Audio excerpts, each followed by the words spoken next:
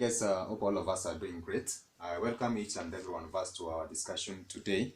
So we are going to look at the concept of factorization.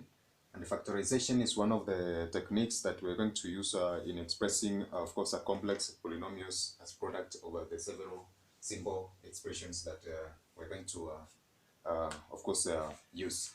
So in this case, I'm going to look at this concept of factoring, which basically is or factoring out, which basically the concept of factorization is derived. So if I say that the product of 2 by 3 is going to give us 6, so therefore this is going to be referred to as the product, whereas the 2 and 3 in this specific order is going to be referred to as the factors. So therefore the concept of factors, if we try to look at the process from 2 by 3, this is referred to as multiplication. And the reverse of this process of multiplication now is going to be referred to as factorization, basically, which entails trying to find the terms, or rather the simpler expressions which were multiplied in order to obtain the polynomial. So therefore, factorization of polynomials entails the concept of trying to find the factors or the simpler expressions that were multiplied to obtain the product.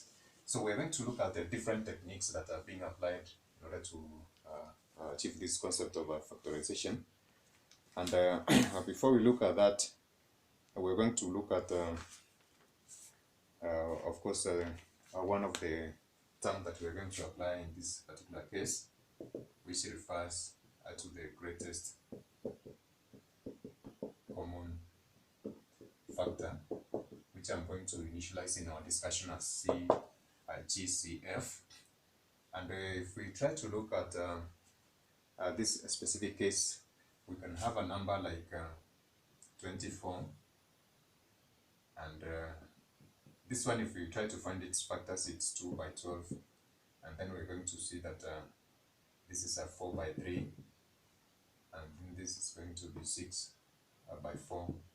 No, this is going to be 6 by 4, 24 by 1, and is it? Yeah, 8 by 3. And we can just be able to give these are some of the factors which you can multiply in order to obtain that number 24. Therefore, if we can just look at another example, perhaps if I give 30 or try to look at that. Okay. If I give 30, I'm going also to find the factors for this specific number. So it's going to be 1 by 30, and then it's going to be just going to give two numbers which are going to be multiplied, and then I'm going to find its factors. So therefore this is going to be 3 by 10, and then I'm going to have 5 by 6, and then this is 15 by 2, and then okay. Now if we try to look at the first case for 24, then therefore we're going to have factors of 24 as 1, 2, 3, and then we have 4, 6, 8, 12, and let's say 24 by 1. So therefore having that one. Now for that we are going to see that it's going to be 1, 2, 3, 5, 6,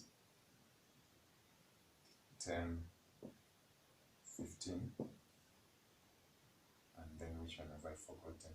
Just give that one back. So if you try to look at this from the this specific initials, which refers to the greatest common factor, I've highlighted and underlined the term factor, common, which implies the characteristics that exist between two entities.